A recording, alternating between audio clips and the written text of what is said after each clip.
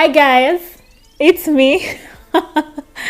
I'm back. Wow, it's been a long minute since I created content. I'm not even sure I remember how to, but I guess we're just gonna go with it. We're just gonna go with the flow. I think it's been months, so many months, but I'm hopefully back and ready to do this. Let's see how it goes. I have missed you guys. I have missed doing this, and I hope I'm here to stay this time. And even if not, even if I go again, I'll still come back. But thanks for staying and for waiting, for those who are waiting. But yeah, I'm really glad to be back.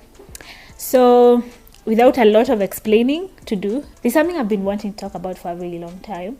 I've been having conversations with friends and with people I know about what I'm about to talk about.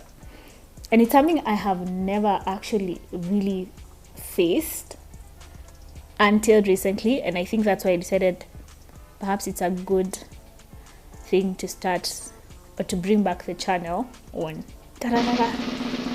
Drum rolls. The big topic is imposter syndrome. I don't know if it's something you guys know about or it's something you've ever been through or struggled with, but I've never really come to the knowledge and the understanding of it until recently.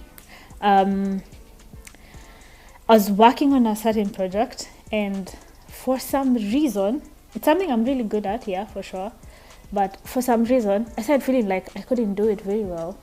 Like I'm not the person who's supposed to be doing it, and I couldn't recognize what these feelings are called. I couldn't get to understand why all this is happening until I actually discovered there's a name for it: imposter syndrome. Yeah, so what is imposter syndrome?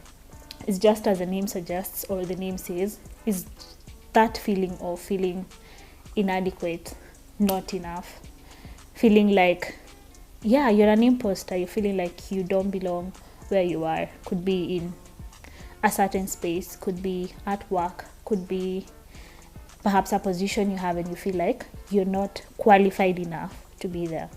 And sometimes it's easy to confuse that with humility.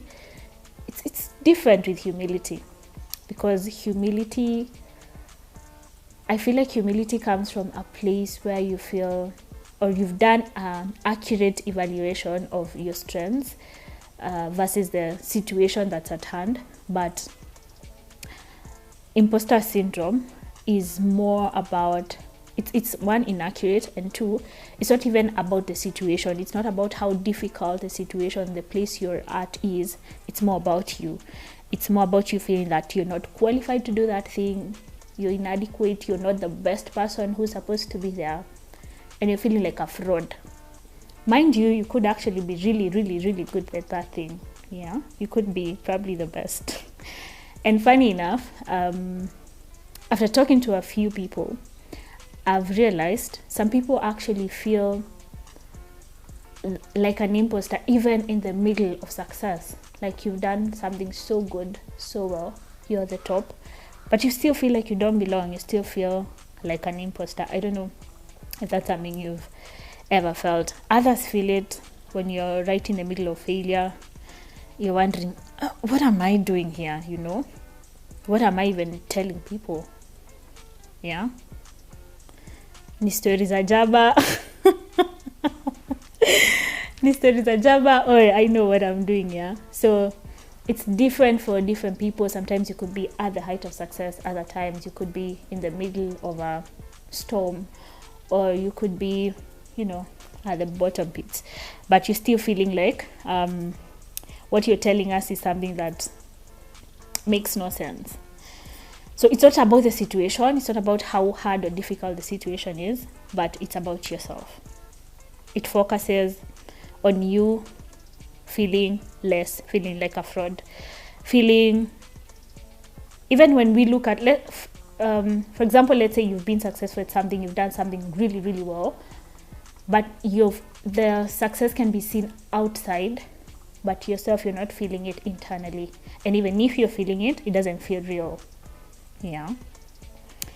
that's more or less what imposter syndrome is, and how you'd probably differentiate it from humility. Yeah. What causes imposter syndrome, I'd wonder? I don't think there's a one thing for it. I think there's like different things that would cause it. I think the first thing I would say is childhood trauma, or just childhood, growing up, family. Let's say, for example, you grew up in an environment where you've been compared, yeah? The most common one is siblings, or family, or friends, or people your age. I don't know, we've all had that at some point. At kwa nini hauko kama nani wakina nani, you know? Or why aren't you doing this like somebody else?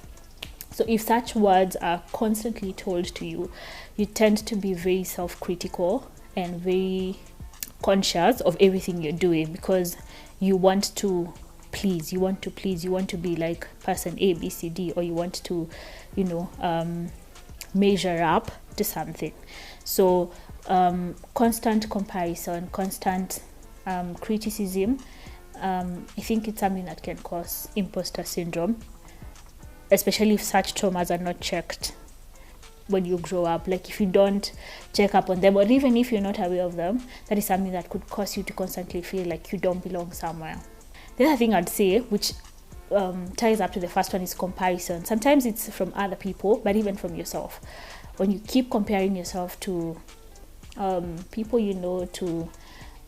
nowadays it's social media. If you keep comparing yourself, if you keep feeling like you're not as good as person ABC, or you're not doing something as someone is doing it, then I think the imposter syndrome is definitely going to come, because you feel I'm not as good. Another thing I think is personality. There are certain people, certain personalities that for some reason, like introverts, I'd give an example with introverts. You tend to keep a lot of things to yourself. You tend to absorb a lot of stuff without necessarily letting them out. So the more you keep stuff inside, the more you tend to sort of marinate in them and bake them from inside. And when you're not letting it out, or when you're not self-expressing in different ways, I think all that stuff coming inside your brain, or coming to you, or marinating or baking with you, can cause you to feel a certain way. Yeah? So I don't know if it's easier. Oh my god, I don't know if it's easier with extroverts, because you get to constantly let out things, share with other people what you're feeling, how you're feeling. And I think it sort of helps with imposter syndrome and a lot of other things, yeah, when you get to share something with other people, how you're feeling or what's going through your mind. But for introverts, I think it could be a bit different, or a bit difficult. So you tend to marinate in your feelings and in your thoughts. And yeah, sometimes all those things lead to you feeling inadequate in some way, or just not having an outlet. The point is not having an outlet or a way to bring these things out. I think if you're in a social circle, or if you're constantly in circles or places where your worth is equated to achievements, definitely gonna bring about imposter syndrome. Because the moment you don't achieve, then you feel like you're worthless. You feel like what I'm doing does not make any sense here. So the people you're around, your circles, how do they equate your value? Is it because of your achievements? Is it if you do A, B, C, and D, then you're a valuable person, you're a valuable friend, you're a person we need to keep around? Is it that when you fail, then your worth decreases, or when you don't achieve something, then you're no longer up to par or where you should be? Yeah, sort of like cliques in high school, how they used to work. Yeah, so you need to be a certain way for you to belong somewhere. Yeah, so it comes with a lot of pressure, a lot of societal pressure, a lot of social pressure. So if the circles that you're in equate your value to achievements or to success, then the syndrome is bound to, affect you in one way or another. And I think sometimes it just comes from within, from you not feeling enough. I don't know if it has something to do with identity, but it comes from yourself, you just not feeling enough. Perhaps identity is actually another point. You feeling like your identity is not secure, or it's a bit shaky, or you're unsure of yourself. I think it's something that just comes. And one thing I've actually discovered, imposter syndrome is not just a one person thing. Like, you're not alone in it. A lot of people go through it, a lot of people face it, a lot of people struggle with that, some more than others, of course, but it's not a new thing, it's not a strange thing. If you're going through imposter syndrome, or you're facing it, or it's something that you had one moment in time, for sure, you're not alone in it. I experienced it for the first time recently, and it was strange because first of all, I didn't know what it was, and I didn't know how to deal with it. But I'll tell you how I dealt with it. The first point is what I've just said. One, no, you're not alone. A lot of other people have been there. Some are still, going through it. All the whole negative self-talk, feeling inadequate, feeling like you're not enough, feeling like I don't belong here, despite the fact that you actually might belong, or you might be the right person to be in that space. So one, you're not alone for sure. The other thing you could do is very important, is to remember your past victories, and that is majorly how I dealt with mine. Remember how you've conquered whatever it is in the past. Remember what you've done good in the past. Remember your past victories. Dwell on them. Yeah.